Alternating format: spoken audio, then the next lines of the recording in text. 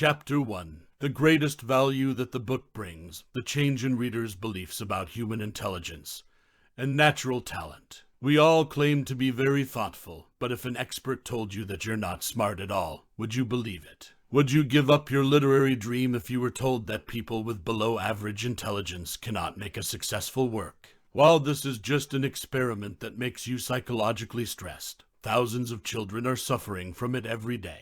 But will these children not be able to succeed? This is one of the questions the book will answer. In addition, readers will also learn about the origins of intelligence assessments, find out the factors that distinguish an average violinist from other talented musicians, and access a whole new perspective on innate intelligence. In addition, the book will cover 2 Nobel laureates were once considered incompetent. Reasons why praising a child will make them afraid of a challenge. A mission of a dream leader. Chapter 2. Not only biological genes, the educational environment also affects the development of children. Until now, biological genes have always been considered to be the determining factors of human intelligence and personality. Recently, although there has been a slight change, this view is still very popular in the community. A degree of influence of genes only accounts for a very small proportion in shaping a person's nature. Intelligence quotient is a prime example of this view. One IQ study analyzed 500,000 marker genes in more than 3,500 participants. As a result, the total number of these genes accounts for only about 40% to 50% of the factors that make a difference in human intelligence. Not only IQ, there are many physical characteristics that are also created by the interaction between genes. Therefore, biological genes are an important factor, but the development environment of children also has a significant influence on their personality and abilities. Imagine 2 children in the same class. While one can read fluently, the other still cannot spell. What will happen next? Can that disparity be evened out? Unfortunately, the answer is no. Children who excel will continue to read and learn better as time goes on. They even just want to play with friends of the same level. On the contrary, the other child will feel even more depressed and become afraid of learning to read. From there, their vocabulary will develop very slowly, or worse, stand still. As a result, by the end of the school year, the gap in proficiency between the 2 children is even bigger than it was at the beginning. Chapter 3. Although widely used, the IQ test is not an effective method. The method of measuring intelligence quotient was first developed in 1990 by Alfred Binet, and quickly became the standard for measuring intelligence. Through a few changes, its principle is still maintained today. Not long after that, schools in France adopted this method to separate students with lower perception so as not to affect their classmates. However, Binet did not support this action at all. According to Binet's original version, test takers have to solve 30 questions within 20 minutes. Today, the method evaluates 7 types of intelligence indexes, is widely used not only to determine the level of intelligence,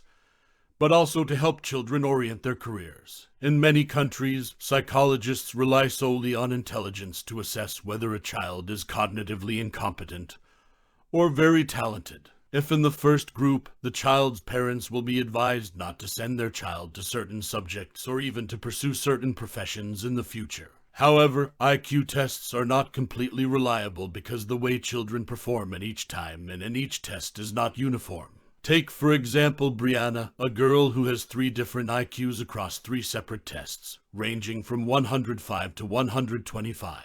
In addition, a person's intelligence index changes with each age stage. It can be concluded that this is just one of the tools to assess the level of human intelligence. There are many other factors that will affect a child's success, such as hard work or a right mindset. Chapter 4. Serious practice and a growth mindset will lead you to success. Excellence in any field requires not only a rigorous training process to correct deficiencies, but also the right guidance from experienced teachers. A study of training conducted at the Academy of Music in West Berlin showed that most violinists spend 50 to 60 hours a week practicing, no matter how skilled they are. From this, it can be concluded that what makes a great violinist is not talent, but hard practice. With guidance from the teacher, they focus on mastering each part of the song and then move on to the next part. As of their 18th birthday, talented violinists have practiced for a total of 74 10-hours. This number is even higher than the practice hours of violinists playing in the medieval international orchestra.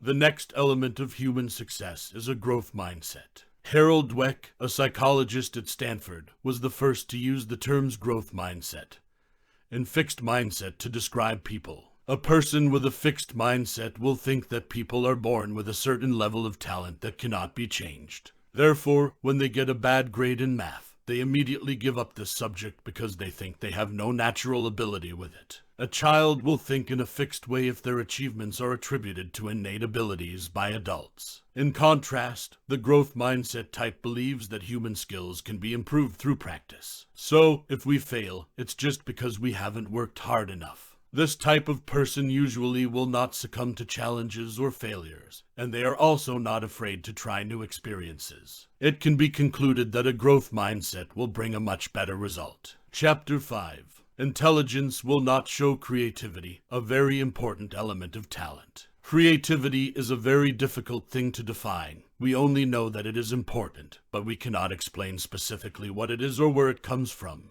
Creativity is a tool for developing new and effective ideas. Therefore, this is a very important factor in solving the problem. Since IQ can only simulate a person's ability to think logically in specific problems, it cannot say anything about creativity. More than just being smart, a creative person must cover all aspects of a complex problem in the most careful and meticulous way. Many researchers have tried methods to assess children's creativity. In 1921, Louis Terman failed in his attempt to demonstrate a strong connection between human intelligence and creativity. He formed a group of students with very high IQ. Later, Terman found that they were not only talented, but also healthier, taller, and more adaptable than their peers. 35 years later, according to Terman's results, summarizing the achievements of that group of people, there are 2,000 scientific articles, 60 books, 33 novels, 375 short stories, and many more. Although impressive, the results above show that none of them are outstanding innovators. In other words, they cannot revolutionize their field or win a certain award. However, 2 students who were once excluded by Terman from this group of people because of their unqualified intelligence scores ended up winning 2 Nobel Prizes in physics. Chapter 6. Theory of mind is a method of assessing human intelligence in a more comprehensive way.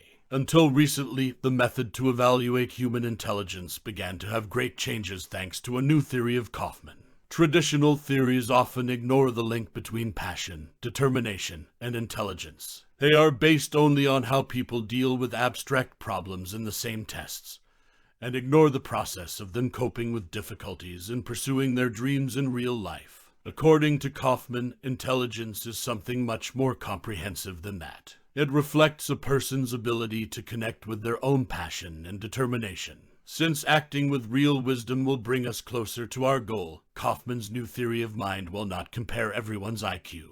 This doctrine is based on 4 teachings. The first is the person themselves. It includes all the characteristics that make them who they are. We must take this into account when evaluating a person's efforts on the path towards his dream. The next teaching is dedication to the work being done. When we put our heart into anything, we all learn valuable skills and experiences. In order for training to have the best effect, besides ability, it must also be accompanied by enthusiasm. Next, to achieve the goal does not necessarily mean that we have to think clearly and define it from the beginning. For jobs where the results cannot be determined, spontaneous creative thinking will be much more useful. According to the last teaching, there is no fixed and orthodox method of measuring intelligence for predicting human success. Scientists think that it takes an average of 10 years for each person to completely conquer a certain field. However, this is just a prediction. There is no rule that can predict the success of each person. Don't compare yourself to others. Compare your past and present selves. Chapter 7. Education reform will help people access a new understanding of intelligence. Almost every child in the world agrees that the standards of educational methods need to be changed to bring more benefits and meaning.